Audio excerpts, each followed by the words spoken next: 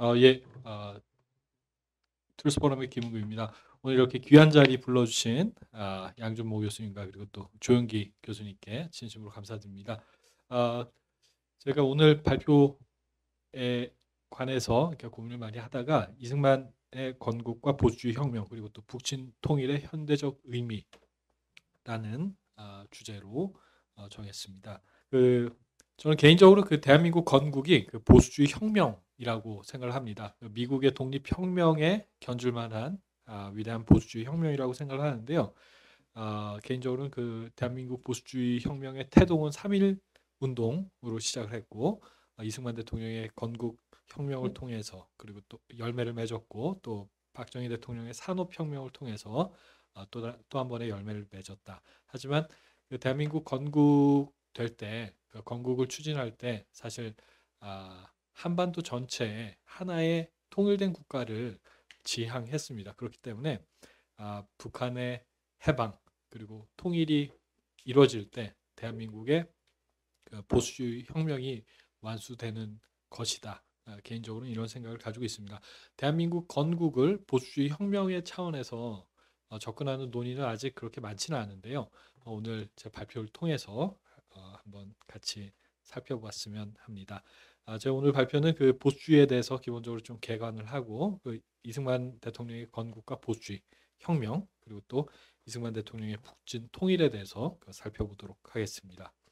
우선 보수주의에 대해서 살펴보려고 하는데요.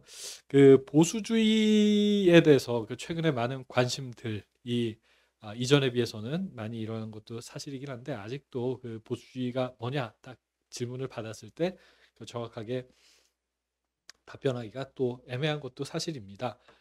보수주의 사회적인 사람이 사회주의자는 아닙니다. 그렇기 때문에 그 보수적인 사람이 보수주의자도 아닌데요.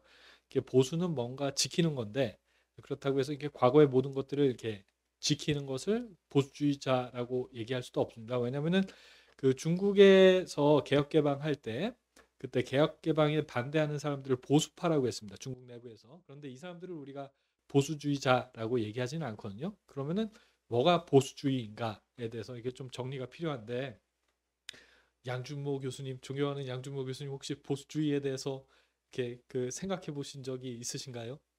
물론 생각해 예. 보지. 그 보수주의를 뭐라고 정리를 하면 될까요? 글쎄요. 우리가 인류 보편적 가치, 예. 자유를 지켜나가는 것이. 예. 과거의 행태를 지키는 게 아니라 예. 그런 자유를 지키면서 또 자유주의적 성향과 그리고 인류 보편적인 가치와 원리 그걸 존중해서 그냥 나가는 삶을 사는 그런 예. 사람들 보수주의자로 생각합니다. 예. 여러 가지 정리가 있겠습니다. 예. 감사합니다. 잠깐 말씀해 주신 것만 들어도 이렇게 고민을 많이 하셨던 이렇게 흔적들이 제가 이렇게 느껴지는 것 같습니다. 조영기 교수님께도 한번 질문 드려도 될까요? 그 보수주의에 대해서 혹시 조 교수님 역사와 전통을 중시 역사와 정통을 중시하는 자세, 예, 경험주의적. 경험주의적인, 예, 이게 보수주의에 대해서는 이게 각자 이해하고 있는 그 틀을 바탕으로 이렇게 설명해 주시는 경우가 이게 참 많은 것 같습니다. 저도 제가 이렇게 트루스포럼 운영하면서 이렇게 보수주의를 트루스포럼의 기본적인 인식 중에 하나로 이렇게 정리를 했는데요. 그래서 나름대로 저도 이렇게 보수주의가 무엇인지에 대해서 이렇게 지난 8년 동안 고민을 했는데 오늘 이 시간을 통해서 특별히 이렇게 두 분 교수님 모시고 제가 이렇게 정리한 생각들 나눠드리면서 저도 이렇게 좀 함께 배울 수 있으면 좋겠습니다. 우선 그 보수와 진보에 대해서 저희가 좀 정리를 하고 넘어갔으면 좋겠는데요. 많은 사람들이 이렇게 보수와 진보를 이렇게 대립하는 개념이라고 이해를 합니다. 그런데 그, 어, 그 진보의 반대가 보수가 아니라 퇴보죠. 그리고 보수의 반대는 진보가 아니라 보수는 뭔가 지키는 거기 때문에 파괴입니다. 예. 그래서 이 보수의 반대는 사실 파괴고 진보의 반대는 퇴보인데 이게 파괴하고 진보 퇴보는 사실 이렇게 보통 같이 갑니다. 그렇기 때문에 이게 보수하고 진보도 이게 대립하는 개념이 아니라 저는 제가 이해하기로는 인간의 존엄과 책임 있는 자유, 그러니까 진실의 가치 이런 보편적인 가치들이 보수되었을 때만 역사적으로도 진보가 있었다, 의미 있는 진보가 있었다. 그렇기 때문에 보수와 진보가 이게 대립하는 개념이 아니라 이게 함께 갈 수 있는 개념이다라는 것을 저희가 좀 인식하고 접근할 필요가 있지 않나 싶습니다. 그런데 이게 최근에 이게 보수와 진보 구분이 잘못됐다라고 하시는 분들도 계십니다. 저도 뭐 그 논의에 동의하는 면이 있긴 한데요. 사회주의자들이 보수 진보 틀을 의도적으로 용어 혼란 전술로 이용을 해서 이렇게 보수를 그 수구적인 이미지를 이렇게 붙여 넣고 그 진보라는 틀을 쓰고 그 사회주의적인 사상들, 공산주의적인 사상들을 선전하는 프로파간다로 이렇게 그 보수 진보 틀을 이용하고 있다. 뭐 이런 지적이 있는데 그 지적에 대해서도 개인적으로 이게 공감하는 면이 있습니다. 그런데 이런 분들이 보수 진보 틀을 이제는 탈피하고 대세와 반대세로 우리가 접근하는 게 맞다. 이게 무슨 얘기냐면은 대한민국 세력과 반대한민국 세력. 그래서 뭐 전 최근에 그 이희청 교수님께서 이런 말씀들을 적극적으로 주장을 하시고 그 이전에도 이런 주장들이 있긴 했는데요. 개인적으로는 이게 공감하는 바가 있습니다. 하지만 그럼에도 불구하고 보수주의가 무엇인지에 대해서는 저희가 좀 명확하게 정리할 필요가 있습니다. 왜냐하면 제가 이야기로는 대한민국 세력 자체가 보수주의라는 정치 사상적인 토양 위에서 시작이 됐기 때문입니다. 그래서 트루스 포럼이 이야기하는 보수주의는 보통 이렇게 설명을 합니다. 프랑스 혁명에 대한 반성적 고찰에서 시작을 하고 미국의 건국과 성장을 통해서 발전한 사상인데 그 뿌리에는 유대 기독교 세계관, 성경적 세계관을 바탕을 두고 있다. 이렇게 설명을 하고 있는데요. 그래서 보수주의를 이야기할 때는 그 프랑스 혁명에 대해서 이야기하지 않을 수가 없습니다. 이 프랑스 혁명은 인류 최초의 무신론에 기반한 무신론적 인본주의 혁명이었습니다. 이 프랑스 혁명가들은 인간 이성을 절대적으로 신뢰하고 이성에 기반한 사회적 설계를 통해서 유토피아가 가능하다라고 하면서 유토피아를 추구했는데요. 더 나아가서 인간의 영성, 하나님의 섭리, 신의 섭리, 그러니까 이런 개념들은 다 부정하고 철저하게 무신론적인 인본주의에 입각해서 그 혁명을 진행을 했습니다. 그런데 그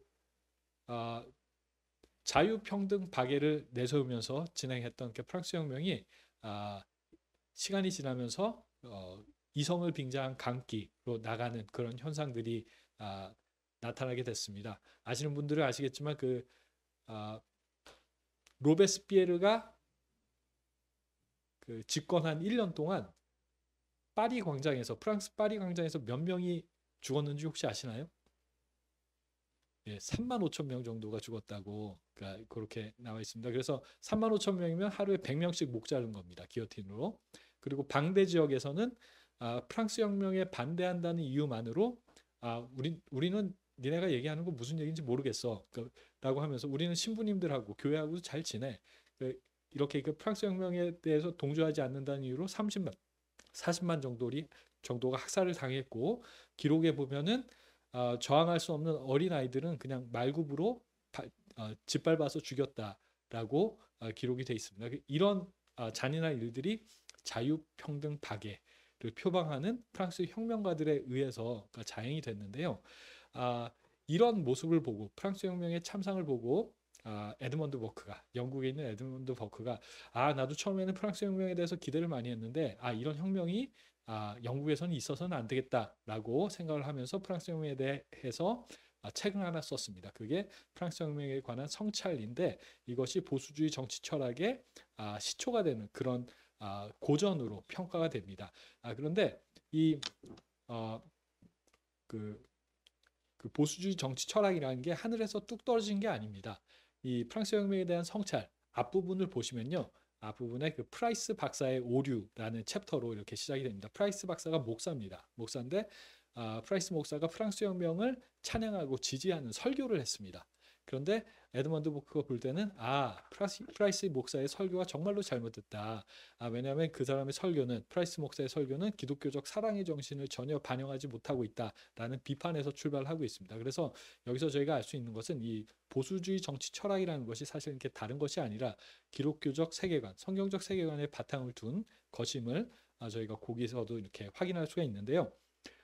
보수주의의 속성은 보수주의가 프랑스 혁명에 대한 반성적 성찰에서 한 것이기 때문에 프랑스 혁명가들의 속성을 저희가 이해를 하면은 보수주의자들의 속성을 또한 이해할 수가 있습니다. 인간 이성을 절대적으로 신뢰했던 혁명가들과는 달리 보수주의자들은 인간의 부족함을 겸손하게 인정하는 자세에서 출발을 합니다. 그리고 어떤 그 이성에 기반한 사회적 설계를 통해서 유토피아를 추구하기보다는 선대의 경험을 존중하고 또 정책의 어떤 정책의 결과를 존중하는 그런 입장을 보입니다. 그리고 또 사회적인 어떤 개혁이나 혁신들을 진행할 때는 신중하게 진행하는 그러한 경향이 있습니다. 그리고 이거보다 더 중요한 것은 프랑스 혁명가들은 무신론적 인본주의에 기반해서 이성에 기반한 유토피아를 건설하려고 했는데 보수주의자들은 우선 인간의 영성, 하나님의 섭리, 인간이 다 이해하지 못하는 하나님의 섭리 이런 것들을 전제하고 접근했다는 점에서 그 혁명가들과 근본적인 차이가 있습니다. 그래서 저는 이렇게 보수주의를 뭐 여러 가지 이야기로 정리를 할 수가 있겠지만 인간의 부족함을 겸손하게 인정하는 자세, 그리고 또 하나님의 섭리를 인정하고 보편적 가치를 수호하는 자세, 뭐 이렇게 설명할 수 있지 않을까 이렇게 정리를 해봤고요. 조금 더 나아가서는 이것이 결국에는 성경적 세계관의 정치적 표현이 아닌가 이렇게도 정리를 해봤습니다. 조금 더 구체적으로 정리를 하면은 이게 보수주의는 그 시대적 환경 속에서 그 하나님의 형상대로 창조된 인간의 천부인권, 보편적 가치를 실현하려는 몸부림이다. 이렇게도 표현할 수 있을 것 같은데요. 제가 시대적 환경 속에서라고 밑줄을 쫙 그어놨습니다. 이게 왜 그러냐면은 이 보수주의가 어떤 교조적인 원칙이 아닙니다. 그래서 인간의 부족함을 겸손하게 인정하는 자세, 이거 태도이기 때문에 그 시대적 맥락에 따라서 어떤 그 구체적인 결론은 또 이렇게 다르게 접근할 수도 있습니다. 예를 들어서 총기 소지 같은 경우에는 미국에서는 시대적인 역사적인 맥락상 총기를 소지하는 것이 보수주의적인 전통인데 그러한 문화적 맥락이 없는 한국에서는 동일한 결론을 도출하기는 어렵죠. 예, 그리고 또 지방자치의 경우에도 좀 마찬가지인 것 같습니다. 미국 같은 경우에는 독립된 주가 또 이렇게 연방을 구성해서 활동을 하는데 주의 자치, 독립의 가치가 이렇게 상당히 강하기 때문에 역사적인 맥락상 그러한 지방자치의 논의를 그대로 한국에 일률적으로 적용하는 것은 사실 또 이렇게 무리가 있는 것 같아요. 그러니까 역사 문화적인 맥락이 다르기 때문에 그러한 관점에서 또 복지 문제도 저희가 접근할 수가 있을 것 같습니다. 그 리버테리안적인 유토피아를 추구하는 사람들은 국가가 어떤 경제 정책이나 이런 것들에 이렇게 관여하는 것 자체를 다 부정합니다. 그러면서 이렇게 복지 시스템 자체를 이렇게 부정하는 방향으로 나가는 사람들도 많이 있는데요.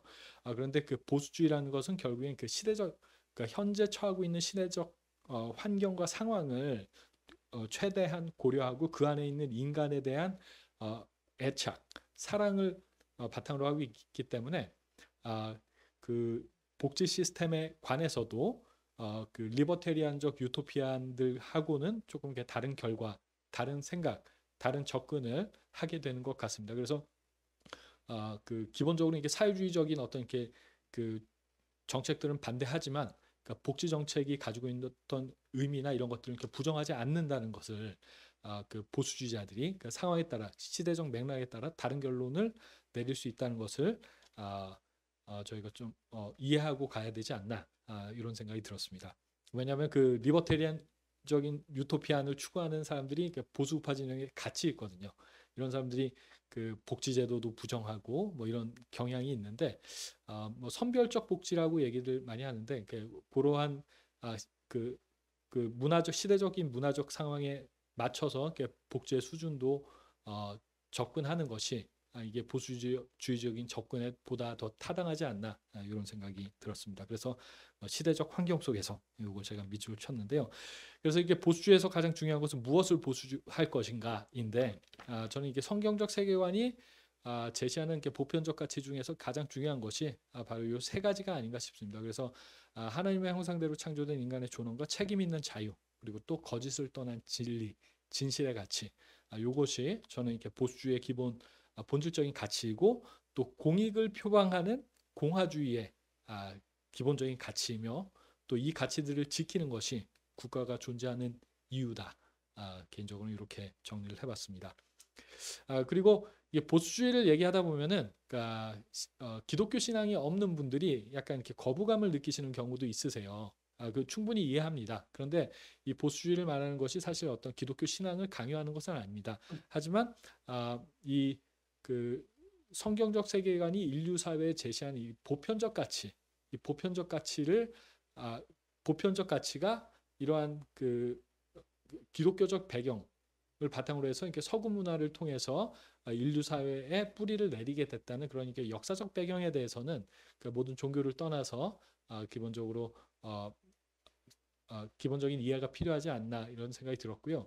그리고 우리가 이러한 절대적인 기준을 던져버리고 상대주의적인 토양 위에 올라가게 되면은 인간은 왜 존엄한가에 대해서도 사실 답을 찾기가 어려워집니다. 모든 인간은 자유롭고 존엄한 존재라는 관념은 사실 이렇게 그러니까 개신교 사상, 기독교 사상, 특별히 이렇게 개신교 사상과 분리해서 생각하기는 어렵습니다. 어떤 분들은 이렇게 기독교 사상과 이슬람 사상이 비슷하다고 생각하시는 분들도 계신데 그런데 이슬람에서는 인간이 하나님과 동등된 형상으로 창조됐다. 그리고 또 모든 인간이 존엄하다. 이런 개념은 이슬람 문화권 안에서 사실 찾아보기가 어렵습니다. 그쪽에서도 이슬람 문화권에서는 이렇게 자비의 하나님을 강조하긴 하지만 그 하나님 안에 그 철저하게 종속된 개인을 그 이슬람 세계관에서는 이렇게 상정하고 있는 경우가 많이 있는데 그렇기 때문에 모든 인간은 존엄하다. 존재 자체가 존엄하다. 자유롭고 존엄한 존재다라는 관념 자체는 이런 그 성경적 세계관에 바탕을 두고 있다. 뿌리를 내리고 있다. 이런 점에 대해서 우리가 좀 이해하고 있어야 하지 않나 싶습니다. 앞에 보시는 거는 이게 공병호 박사님께서 영상을 만드신 것을 제가 가지고 왔는데요. 공병호 박사님께서 보수주의에 대해서 말씀하시면서 이렇게 말씀하셨습니다. 아주 그 직관적으로 잘 정리를 해주셨는데, 내가 잘 모릅니다. 라고 이렇게 겸손하게 접근하는 게 보수주의다. 그리고 내가 다 안다. 라고 접근하는 게 사회주의 공산주의다. 라고 이렇게 말씀해 주셨는데 아주 그 중요한 인사이트셨던 것 같고요. 그렇게 말씀하시면서 그 보수주의자들은 내가 잘 모른다는 걸 전제를 하기 때문에 점진적 개혁을 추진을 한다. 이렇게 말씀을 하셨습니다. 근데 그 말씀에 대해서도 제가 동의하는 부분이 있긴 하지만 그런데 점진적 개혁이 보수주의의 전부는 아닌 것 같습니다. 왜냐하면 에드먼드 버크도 혁명적 방법으로만 제거될 수 있는 사회학이 존재한다. 그렇기 때문에 그 보수주의 혁명을 긍정했습니다. 그래서 그 종교개혁, 명예혁명 그리고 미국의 독립혁명을 긍정을 했는데요. 그러니까 보수주의가 보편적인 가치를 수호하는 것이라고 한다면은 보수주의 혁명은 가능할 뿐만 아니라 사실 시대적 상황에 따라 필요한 것이고 또한 바람직한 것이기도 하다는 점을 우리가 좀 인식하고 있어야 되지 않나 싶습니다. 그래서 저는 그 보수주의 혁명은 가능하고 대한민국의 보수주의 혁명은 3.1운동으로 태동했고 이승만 대통령의 건국혁명과 또 박정희 대통령의 산업혁명을 통해서 열매를 맺었고 또 궁극적으로는 북한의 해방과 자유통일을 통해서 3.1운동을 통해서 태동한 보수주의 혁명은 완수될 것이다. 이런 이해를 가지고 있습니다. 그래서 이승만의 건국과 보수주의에 대해서 살펴보려고 하는데요. 앞에 보시는 것이 대한민국 재헌헌법입니다. 재헌헌법인데 이 재헌헌법을 읽으면서 보시면은 아래쪽에 그 이승만 대통령 이름이 있습니다. 그러니까 재헌헌법 전문이 이승만 대통령 명의로 발표가 된 거고 첫 줄, 두 번째 줄 보시면은 기미 3.1 운동으로 대한민국을 건립하여 세계에 선포한 위대한 독립 정신을 계승하며 이렇게 출발하고 있는데 여기서 독립 정신이 뭔지 저희가 한번 짚고 넘어가야 되지 않나 싶습니다. 이게 또 이승만 대통령께서 직접 명의로 발표가 된 전문이기 때문에 이 위대한 독립 정신이 도대체 무엇을 의미하는 것인가에 대해서 한번 살펴볼 필요가 있을 것 같은데요. 이 독립 정신의 의미에 관해서는 이게 이승만 대통령의 명의로 쓰여진 글이기 때문에 이승만 대통령께서 한성 감옥에서 계셨을 때 쓰셨던 독립정신과 분리해서 생각할 수는 없을 것 같습니다. 그래서 이 재헌헌법 전문에서 이야기하고 있는 독립정신이 무엇인가 저희가 다시 한번 고려를 해보면은 이 독립정신의 내용, 그 이승만 대통령께서 한성 감옥에서 쓰신 독립정신의 내용은 결국에 한마디로 말씀드리면 이게 기독교 입국론이었습니다. 하나님의 말씀에 바탕을 두고 영국과 미국과 같은 나라를 만들자라는 것이 독립정신의 핵심이었는데요. 여기에서 이렇게 보시는 것처럼 이것이 근데 그 크리스찬드롬, 그 기독교 신정 국가를 만들자는 주장은 아니었습니다. 하나님의 말씀에 바탕을 둔 그 보편적 가치에 기반해서 국가를 만들자라는 주장이었었기 때문에 이것은 그 신정 국가론, 그 유럽에서 있었던 구교를 중심으로 있었던 크리스찬드롬하고는 이게 구별되는 게 저는 이렇게 타당하다고 생각을 하고요. 결국에는 미국의 독립혁명과 같이 개인의 종교의 자유를 보장하면서 성경이 제시하고 있는 보편적 가치에 기반을 둔 나라를 만들자라는 주장이 저는 이게 독립정신의 핵심이라고 생각하고 이러한 정신이 앞에 보신 것처럼 대한민국 재헌헌법 전문에 들어있는 독립정신의 의미라고 저는 그렇게 정리를 했습니다. 이러한 하나님 말씀에 바탕을 둔 이런 보편적 가치에 기반한 나라를 만들고자 하는 이승만 대통령의 그러한 뜻은 정말 여러 군데에서 반복적으로 드러나는데요. 이승만 대통령께서 처음 해방 이후 처음 입국하셨을 때 김구 선생님하고 같이 정동교회에서 예배를 드리셨습니다. 그때 성경책을 선물로 받으신 것 같더라고요. 그때 받고 나셔서 하신 말씀이 오늘 여러분께서 나한테 이렇게 선물로 성경을 주셨는데 내가 하는 얘기가 다른 게 아닙니다. 이 성경 말씀 토대로 해서 새 나라를 만들자고 하는 것입니다. 이렇게 말씀을 하셨습니다.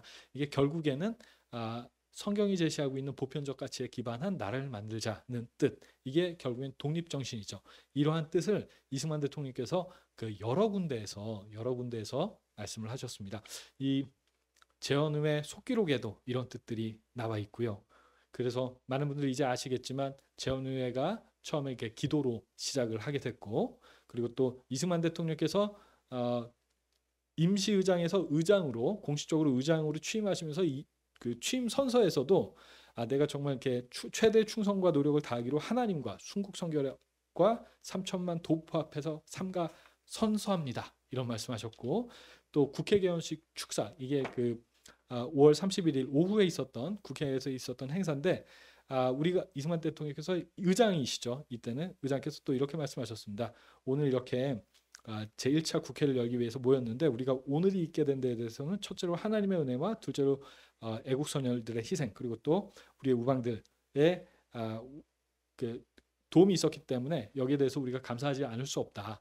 이런 말씀을 하셨는데 이런 말씀들 여러 군데에서 반복됩니다. 그 대통령 취임사 하실 때도 그런 표현들이 나오고 하는데 결국엔 성경적 세계관이 제시하고 있는 보편적 가치에 기반한 나라를 만들겠다라는 뜻을 많이 여러 군데에서 반복적으로 표현을 하셨고, 그러하기 때문에 이승만 대통령은 보수주의자라고 이해하는데 크게 무리가 없을 것 같습니다. 요거는 박정희 대통령에 대해서 잠깐만 언급을 해도 될까요?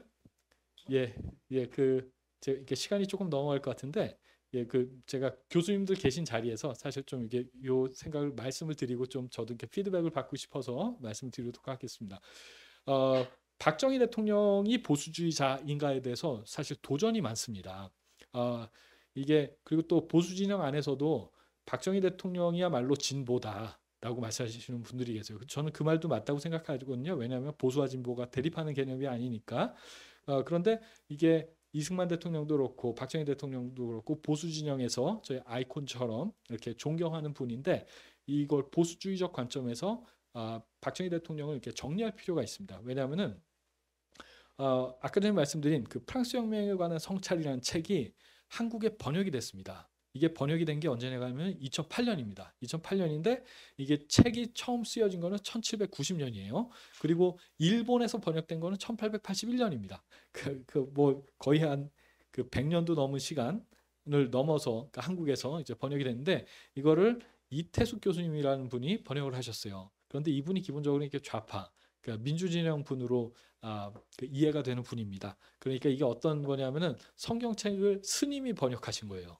성경책을 스님이 번역하셨는데 안타까운 건 뭐냐면은 이 프랑스 혁명에 관한 성찰 앞쪽에 보시면은 이태숙 교수님이 그 프랑스 혁명에 관한 선찰을 읽으시고 나름대로 보수주의를 정리한 글이 있으십니다. 이게 한 40페이지, 50페이지 정도 되는데요.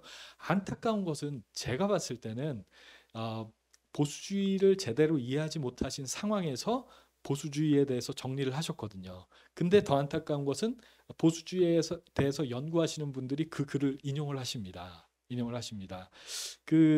이게 어떻게 보면 참 안타까운 상황인데요. 그리고 또 그 강정인 교수님이라는 분이 그 1990년대 초반에 그 에드먼드 버크에 관한 책을 또 번역을 하셨어요. 그래서 이게 보수주의에 대한 국내 연구가 좌파 진영에 의해서 주도가 됐다는 점, 그리고 그렇기 때문에 보수주의에 대한 사실 이렇게 깊이 있는 이해나 이런 것들이 사실 좀 이렇게 좌파적 시각에서 왜곡된 부분이 있다는 점에 대해서 저희가 좀 이해를 하고 넘어가야 될 것 같습니다. 그래서 그런데 이 강정인 교수님이라는 분이 논문을 쓰셨는데 박정희는 보수주의의 적이다.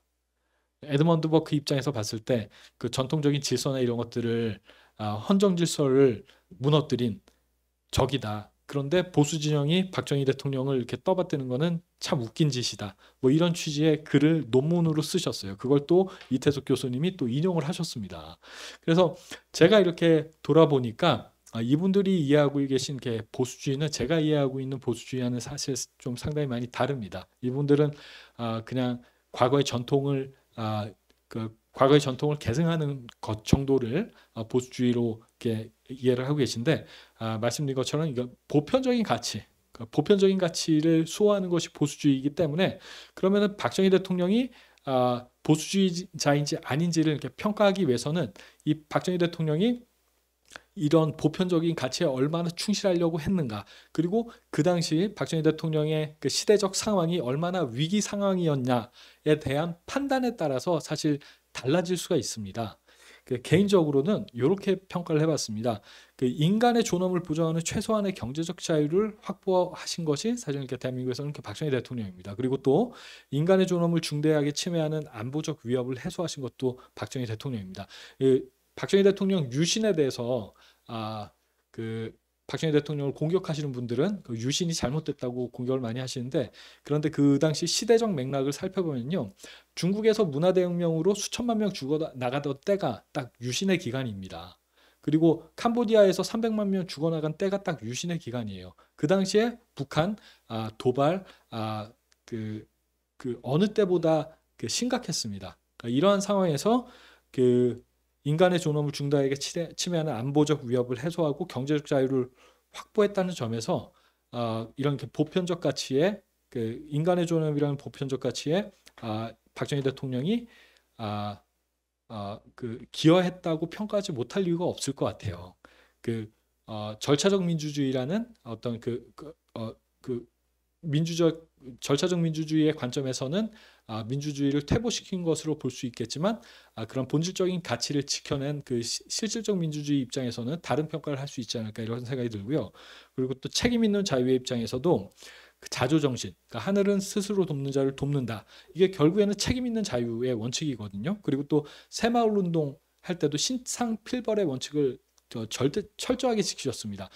여당 의원들이 자기 마을 좀 더 도와달라는 것들, 그런 것들 단칼에 거절하셨고, 그 여야 할 것 없이 결과에 따라서 그 특정 마을을 이렇게 지원하고 보상을 하는 그런 원칙들을 지키셨고, 그리고 박정희 대통령 같은 경우에는 이런 모든 일들을 진행하는데 그 부패하지 않았습니다. 이것은 그 브루스 커밍스 교수, 그 좌파 진영에서 많이 인용하는 브루스 커밍스 교수도 그렇게 평가를 했는데요. 그렇기 때문에 그 거짓을 떠난 진리의 가치에도 이러한 보편적 가치, 인간의 존엄과 책임 있는 자유, 거짓을 떠난 진리, 진실의 가치, 이 본질적 가치에 오히려 그 대한민국 위기 상황에서 이런 가치를 오히려 증진시킨 것이 아닌가, 그런 점에서 그 보수주의자 박정희는 충분히 가능하다라는 것이 저의 생각입니다. 예, 그럼 이제 그 이승만 대통령의 북진 통일에 대해서 제가 정리를 좀 해보려고 하는데요, 나눠보려고 하는데요. 다들 아시겠지만 그 원자폭탄 떨어지고 나서 그 천황이 일왕이 우리는 포츠담 선언 그대로 그냥 다 수용하겠다라고 하면서 49년 8월 15일 날 갑작스럽게 해방이 됐습니다. 그러고 나서 한 달쯤 있다가 스탈린이 극비지령을 통해서 북한에 위성정당을 만들어라, 그러니까 소련을 지지하는 위성정당을 만들어라는 취지의 극비지령을 내렸고, 거기에 바탕을 두고 실제로 46년 2월 달에 북조선 임시인민위원회가 출범이 됐습니다. 이게 사실 정부입니다. 아시겠지만 북조선 인민위원회가 진행한 일이 토지개혁 그리고 그 중요 산업에 대한 국유화 이런 일들을 진행했거든요. 이거는 사실 정부밖에 할 수 없는 일들입니다. 이런 일들이 이미 북쪽에서는 46년 2월 달에 진행이 됐고, 그 소련군이 자행한 만행이나 이런 것들에 그 저항하는 사람들, 그리고 또 토지개혁을 통해서 땅을 잃은 사람들, 이런 사람들이 46년 2월 이후에 3월 달부터 남한으로 엑소더스하는 그런 일들이 있었습니다. 그래서 이런 일들이 진행되는 와중에서 46년 6월 달에 이승만 대통령께서 정음 발언을 하셨는데요. 정음 발언은 아시겠지만 지금 미소 공의도 재개될 가능성이 잘 보이지 않고 하니까, 그리고 또 북한에서 무슨 일이 일어나고 있는지는 모르겠지만 그 상황이 심상치는 않다. 그러니까 우리가 남한만이라도 임시정부나 위원회 같은 거 만들어서 대응을 하자라고 제안을 하셨는데, 좌파 진영에서는 이것을 이승만이 민족을 분단해서라도 권력을 쟁취하고야 말겠다라는 야욕을 표출한 것이라고 이야기를 하는데, 이런 그 시대적인 맥락, 북조선 임시인민위원회가 설치가 됐고, 토지개혁과 또 산업의 국유화 이런 것들이 진행됐던 배경들을 이해하고 난다면, 그리고 또 스탈린의 극비지령이 있었다는 것을 이해하고 난다면 이승만 대통령을 그렇게 매도할 수는 없을 것 같아요. 뭐 이런 내용들이 그래도 최근에는 많은 사람들이 그 이전보다는 많이 알게 돼서 개인적으로 이렇게 감사하게 생각을 하고 있는데요. 그런 상황에서 우여곡절 끝에 결국에 유엔에서 결의를 합니다. 선거가 가능한 남한이라도 선거를 실체해서 독립정부 수립하라라고 결의를 했는데, 이 선거를 이게 50선거죠. 이 50선거를 방해하기 위해서 제주 4.3이 터졌고, 그 연장선 상에서 여수 14연대 반란도 일어났습니다. 아주 정신없는 상황이었죠. 그런 상황에서 또 49년 6월에 국회 프락치 사건이 있었습니다. 국회 안에 있는 간첩들이 드러났고, 이런 와중에 소련이 제안을 합니다. 내가 북한에서 철수할 거니까 미군 너네도 철수해라. 그러니까 미군도 뭐 이제는 정부도 세워졌고 국가도 세워지고 했으니까 더 이상 남아 있을 이유가 없다라고 해서 또 그러니까 전략적으로 이렇게 한반도가 자신들한테 이렇게 중요하지 않다고 판단을 해서 철군을 하게 됩니다. 이것이 그 49년 6월인데요. 이때가 바로 아까 전에 말씀드린 것처럼 제주 4.3 그리고 또 14연대 반란, 그리고 국회 프락치 사건, 이런 일들이 일어나던 와중이었다는 것을 우리가 인식할 필요가 있을 것 같습니다. 미국이 철수하겠다고 하니까 오늘의 주제 그 북진 통일 관련해서 이승만 대통령이 그 처음으로 무력 사용 의지를 강조를 하면서 북진 통일론을 제기를 했습니다. 미국이 이렇게 하면 우리라도 치고 올라가겠다라는 얘기였는데요. 이거 사실 현실성이 없는 주장이었습니다. 그 당시에 미군이 지원이 없는 상황에서 한국이 할 수 있는 뭐 무기도 별로 없었고요. 그런데 그 당시에 이미 북한에서는 소련의 지원을 통해서 막대한 군비가 그리고 무기들이 준비되고 있는 그런 상황이었습니다. 그래서 수세적 이승만 대통령이 처음으로 이렇게 북진 통일을 이야기했던 것은 수세적 입장에서 표출된 비현실적인 주장이었는데, 결국에는 그 주한미군 철수론, 남북 협상론에 대응하기 위해서 했던 주장이라고 평가를 할 수가 있습니다. 하지만 또 이때 제헌헌법이 이미 완성이 됐거든요. 제헌헌법에 영토조항이 있습니다. 사실은 그 영토조항을 고려한다면은 이승만 대통령 입장에서는 헌법상의 요청에 의해서 그런 주장을 당연히 하셔야 되는 거죠. 하지만 이게 현실성이 있는 주장은 아니었다는 거, 이 시점에서는 저희가 이해할 필요가 있고, 그리고 상황은 더 나빠집니다. 9월 10일, 49년 10월에는 중국 대륙이 공산화됩니다. 네, 이런 와중에 미군이 철수했다는 것, 이런 와중에 이승만 대통령께서 북진 통일을 주장하셨다는 것, 이거 사실 계란으로 바위치기죠. 북진 통일론이 처음에 제기가 된 것이 이런 맥락 속에 있다는 것을 우리가 좀 이해하고 넘어가야 될 것 같고요. 그러다가 결국에 6.25가 터집니다. 그래서 6.25 남침이 일어나고 나니까 유엔 안보리가 북한 침략 결의를 발표를 합니다. 그 발빠르게 대응을 해준 건데요. 그리고 27일에는 그 유엔 안보리 결의를 통해서 한국 지원 결의, 그러니까 군사적 방법 또 비군사적 방법을 통해서 한국을 지원해라라는 권고 결의를 하게 됩니다. 그리고 또 더 나아가서 이제 군대들을 많이 보내니까 이걸 일률적으로 통과를 해야 되잖아요. 그 미국이 맡는 게 좋겠다라고 해서 그 7월 7일 날 미국이 통솔 하는 유엔 통합사령부 설치를 결의를 하게 됩니다. 이런 일들이 진행되는 과정 속에서 이승만 대통령이 38선 이제 의미 없다. 38선은 해소됐다. 북진 통일 또 주장을 하십니다. 그러다가 9월 15일 인천 상륙작전을 통해서 전세가 완전히 뒤집혔습니다. 그리고 이런 상황 가운데 그 영국, 호주 같은 나라들이 38선 돌파해야 된다. 유엔군은 38선 돌파해서 나가야 된다. 이런 결의안을 상정을 했어요. 상정을 한 상황에서 이승만 대통령이 유엔군보다 먼저 10월 1일에 북진을 결정을 합니다. 먼저 치고 올라가셨습니다. 그래서 10월 1일을 대한민국이 국군의 날로 기념하는 이유인데요.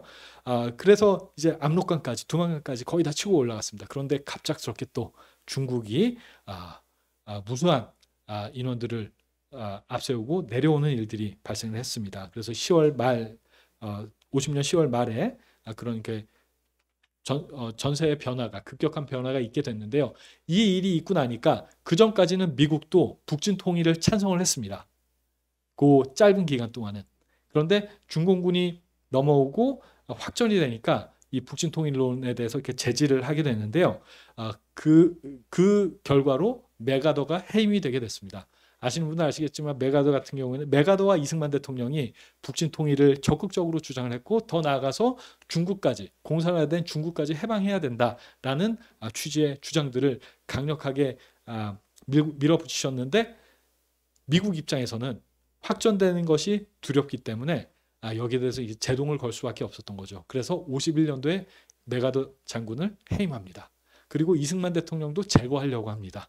많은 분들이 이거 잘 모르시는데 아시는 분들은 아시지만 52년도에 대통령 임기가 끝나가지고 국회에서 간선제 선거로 대통령을 다시 뽑게 됩니다. 미국이 이 기회를 이용을 해서 국회의원들을 설득해가지고 이승만 대통령을 제거하려고 했습니다. 여기에 대응하신 것이 부산 정치 파동이라는 사건인데 부산 정치 파동 이러면 부정적인 이미지로 접근이 많이 되지만 결국에는 이게 간선제 선거로 있었던 대통령 선거를 직선제로 바꾸고 그 당시에 또 많은 국민들이 이승만 대통령을 전적으로 지지했고 전쟁 중이었기 때문에 사실 대통령 선거를 하는 것 자체가 사실은 어려운 상황임에도 불구하고 헌법을 바꾸고 직선제 개헌을 통해서 이승만 대통령이 재임하신 것이 이게 사실은 미국에 대해서 북진 통일, 북한의 해방을 추구하신 그 하나의 사건이거든요. 그렇기 때문에 저희가 그 북진 통일론을 이야기할 때 그 부산 정치 파동이라는 부정적인 용어로 너무 많이 통용이 되고 있지만 그 이면에 있었던 진실들을 저희가 좀 명확하게 알아야 하겠습니다. 그러다가 그 전쟁이 교착 상태에 있다가 53년도 2월 달에 그 아이젠하워가 당선이 됩니다. 트루먼에서 이제 아이젠하워로 대통령이 병역이 되는데 아이젠하워가 한국전의 조기 종료를 공약으로 걸었어요. 그런데 3월달 한 달 있다가 또 스탈린이 사망하는 일이 일어납니다. 그러니까 한국 전쟁을 빨리 끝내자는 그런 여론이 영국, 미국, 소련, 중국 할 것 없이 그런 여론이 형성이 됩니다. 그런데 이승만 대통령 입장에서는 미국이 이 상황에서 유엔군이 이 상황에서 한반도에서 빠져나가면은 언제 다시 쳐들어올지 모른다라는 이런 위기감을 가지고 그래서 휴전 반대, 그 북진 통일을 강력하게 주장을 하게 됩니다. 그리고 군중 시위도 진행이 됐는데 그래서 미국 입장에서는 또다시 이승만 대통령을 제거하려는 그런 시도를 하게 됩니다. 그래서 실행을 하려고 하다가 감사하게도 하지 않았습니다. 하지 않는 방향으로 결정을 내렸는데 그런데 이승만 대통령이 방공포로 석방을 해버렸습니다. 이게 전쟁을 끝내려면은 포로 교환으로 마무리를 해야 되는데 북으로 가고 싶어하지 않는 반공포로들을 일방적으로 석방을 해버린 건데요. 이게 그 당시에 미국을 비롯해서 영국, 소련, 중국 할 것 없이 모두에게 정말로 큰 사건이었습니다. 이승만 대통령이 이렇게 하신 이유는 한미 상호방위조약 체결하기 전까지는 그 체결에 대해서 약속이 없으면 우리는 전작권을 회수하고 우리가 단독으로 북진하겠다라는 것이었습니다. 그래서 여기서도 이제 북진 통일을 주장을 하신 건데요. 그렇기 때문에 이 사건 때문에 정말 진지하게 에버레디 작전이 다시 한번 고려가 됐고 참 감사하게도 그것이 진행되지는 않았습니다. 그래서 뭐 휴전협정에 대해서도 이승만 대통령의 입장은 사실 그거였습니다. 내가 90일 동안은 참겠다. 많은 분들이 휴전협정하고 이게 그 종전선언이 된 것처럼 인식을 하는 경우가 많은데 사실 이승만 대통령 입장에서는 북한을 해방하고 북진 통일을 해야 되기 때문에 휴전협정에 대해서 내가 가만히 있을게. 미국이 너네가 진행하는 것들. 하지만 90일의 시간을 줄게 였어요. 그래서 미국 입장에서는 이승만이라는 사람이 언제 다시 치고 올라갈지 모르는 그런 조급한 마음들이 있었고 이런 상황 속에서 한미 상호 방위조약의 구체적인 내용들이 체결이 되게 됩니다. 여기 뭐 교수님들은 다 아시겠지만 저는 이 한미 상호 방위조약에 관해서 자세한 내용들을 살펴보다가 감동을 받은 것이 인계철선입니다. 인계철선. 이 이승만 대통령은 자동 참전 조약, 한미 상호 방위 조약에 자동 참전 조약을 집어넣고 싶어 하셨어요. 그런데 미국은 이게 의회 비준 사항이기도 하고 그래서 그 조약에 넣을 수는 없었습니다. 그럼 어떻게 해야 될까 하다가 인계철선이라고 해서 휴전선과 서울 사이에 미군을 두는 방향으로 합의를 받습니다. 그러니까 대한민국 입장에서는 북한이 공격하면 미군이 먼저 공격을 받으니까 당연히 그 미국이 참전할 것이다 라는 이렇게 보장이 되죠. 그런데 저는 그 미국이 이 인계철선에 대해서 동의한 이유를 듣고 나서 사실 가슴이 찡했는데요. 미국 입장에서는 이 이승만이라는 미친 사람이 북진할지 모르니까 우리가 미군을 그 사이에 두고 있으면은 안전하다라는 판단에 인계철선을 합의하게 된 겁니다. 그래서 이 그 한미 상호방위 조약에 체결된 그런 이면 이야기들을 구체적으로 볼수록 저는 이게 참 이렇게 가슴이 많이 아팠는데요. 저희 건국전쟁 영화를 통해서 이 그 장면이 많이 알려졌습니다. 45년도에 이승만 대통령께서 그 미국 방문하셨을 때 뉴욕에서 한 퍼레이드 장면인데 이걸 보면은 사실 뿌듯하신다는 분들이 많이 계신데 사실 아시는 분들은 아시겠지만 미국이 이때 이승만 대통령을 초청한 거는 달래고 얼르려고 초청을 한 겁니다. 말을 자꾸 안 들으니까 북진하겠다고 계속 협박을 하니까. 저는 그 54년도에 그 이승만 대통령이 미국 의회 양하원 합동 연설 하신 내용을 보면서 여러 가지 생각을 다시 하게 되는데요. 혹시 이 양하원 합동 연설문 다 읽어보신 분 계신가요? 읽어보셨나요, 교수님? 예, 이거 읽어보면요 놀랍습니다. 놀랍습니다. 제가 잠깐 말씀을 드리지 않을 수가 없는데요. 연설의 내용은 이겁니다. 여러분들 정말 감사합니다. 여러분들의 자녀를 아들들을 한국 땅에 보내주셔서 우리의 자유를 위해서 쌓여주시고 피 흘려주셔서 감사합니다. 우리가 여기에 정말 갚을 수 없는 은혜를 입었습니다. 감사합니다. 라고 시작을 하시고 나셔서 연설문 중간으로 이렇게 넘어가시면요. 이게 내용이 어떠냐면은 그런데 전쟁을 거기서 멈췄으면 안 됐습니다. 전쟁을 멈췄기 때문에 북한의 많은 동포들이 그 공산주의라는 거짓 속에 지금 고통받고 있습니다. 이러는 거예요. 그런데 또 여기서 멈추시지 않으시더라고요. 나중에 기회가 되시면 전문을 한번 읽어보시기 바랍니다. 그리고 중국의 무수한 사람들이 공산주의의 그 압제 가운데 고통을 받고 있습니다. 그리고 이 공산주의자들은 언제 다시 또 한반도를 침공할지 모릅니다. 그러니까 우리에게 무기를 주세요. 무기를 주는 게 미국에도 안전합니다. 막 이런 주장을 하신 거예요. 그러니까 그 연설 당시에는 막 기립박수 받고 그러셨어요. 그런데 그 다음날 신문에는 어떻게 났는지 아세요? 이승만, 워먼걸, 전쟁에 미친 늙은이라고 도배가 됐습니다. 도배가 됐습니다. 그런데 저는 이 연설문을 보면서 가만히 생각해 보니까 정말 깜짝 놀랐어요. 이승만 대통령께서 이 연설을 하시고 나셔서 불과 10년 사이에, 10년, 15년 사이에 중국에서 죽어나간 사람들이 몇 명이죠?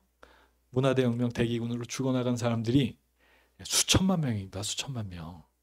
그리고 북한은 인류의 지금 세계에서 유일한 전체주의 그 반인도 범죄 국가로 유엔에서 객관적으로 그렇게 평가를 하고 있습니다. 그리고 그 연설에 보시면요, 이런 표현이 있어요. 우리가 중국을 다시 찾지 못하는 날 자유진영의 궁극적인 승리는 바랄 수 없는 것입니다. 여러분들 아시죠? 지난 트럼프 정권에서 폼페이오가 닉슨 도서관 앞에서 연설했습니다. 닉슨 독트린이 잘못됐다. 우리가 중국 괴물을 키웠다. 70년 전에 예견하신 겁니다. 저는 이 연설들을 보면서 사실 어떤 면에서 사실 이렇게 전율이 돋았는데요. 결국에는 이것이 이승만 대통령의 이렇게 북진 통일 정책은 사실 이승만 대통령이 목숨 거신 겁니다.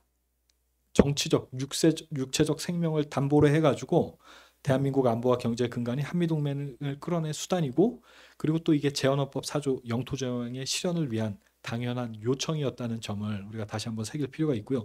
여기 앞에 적어놨는데 북진 통일 얘기하다가 미국한테 제거당할 뻔한 일들이 여러 번 있습니다.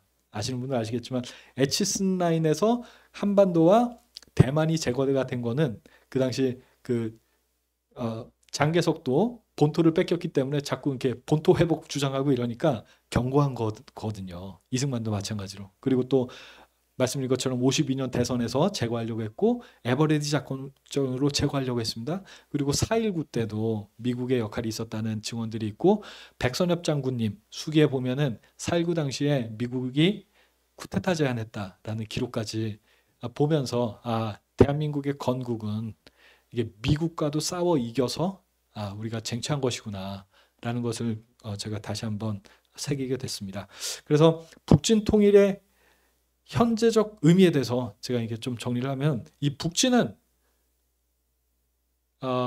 원래 이승만 대통령이 이야기한 것은 사실 군사적인 북진이죠. 그런데 군사적인 북진보다 더 중요한 것은 이것은 가치의 북진입니다. 자유라는 가치의 북진, 자유로 대변되는 보편적 가치의 북진이고, 구체적으로는 자유민주주의와 자유시장 사상의 북진입니다.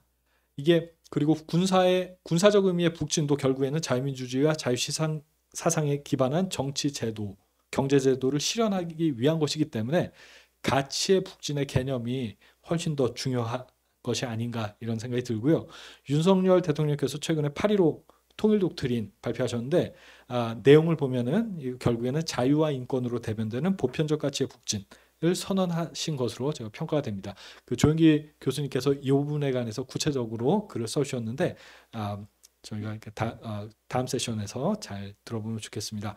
그래서 대한민국 현행 헌법, 결국 전문에서 대한민국 현행 헌법은 전문에서 자유민주적 기본 질서를 더욱 공고히 할 것, 확고히 할 것을 선언하고 있습니다.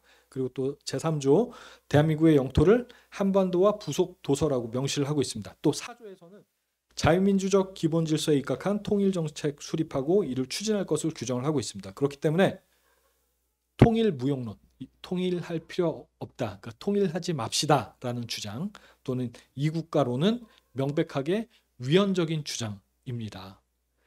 그리고 나아가서 북한 지역의 보편적 가치를 실현하는 것을 부정하는 모든 통일론, 통일 정책은 위헌이라는 점 우리가 다시 한번 기억했으면 하고요. 마지막으로 이것은 제가 자주 인용하는 글인데, 휴전협정 체결된 날 이승만 대통령께서 이렇게 말씀하셨습니다. 북한 동포 여러분, 우리가 정말 미안합니다. 미국이 겁먹는 바람에 우리가 여기서 멈춥니다. 하지만 여러분들을 해방하고자 하는 우리 민족의 사명은 결코 잊혀지지 않을 것이고 언젠가 완수될 것입니다. 힘을 내십시오. 이렇게 약속을 하셨는데, 앞부분에 미국이 겁먹는 바람에 우리가 여기서 멈춥니다. 이 말씀은 사실 휴전협정 체결된 날 하신 게 아니라 54년도에 미국 딱 방문하셨을 때 비행기에서 내리셨을 때 그 표현이 있어요. 그런데 이렇게 전체적인 맥락에서 그런 발언이셨다는 걸 제가 강조하는, 부연하는 의미에서 제가 그렇게 설명을 드리고 있는데, 이 약속이 결국엔 보편적 가치의 북진을 약속하신 이승만 대통령의 약속이 아닌가, 북한 주민들을 향한 약속이 아닌가. 그리고 또 이 약속은 우리가 반드시 기억하고 실현해야 될 그런 선언이 아닌가, 이렇게 다시 한번 새기면서 오늘 발표 마치도록 하겠습니다. 감사합니다.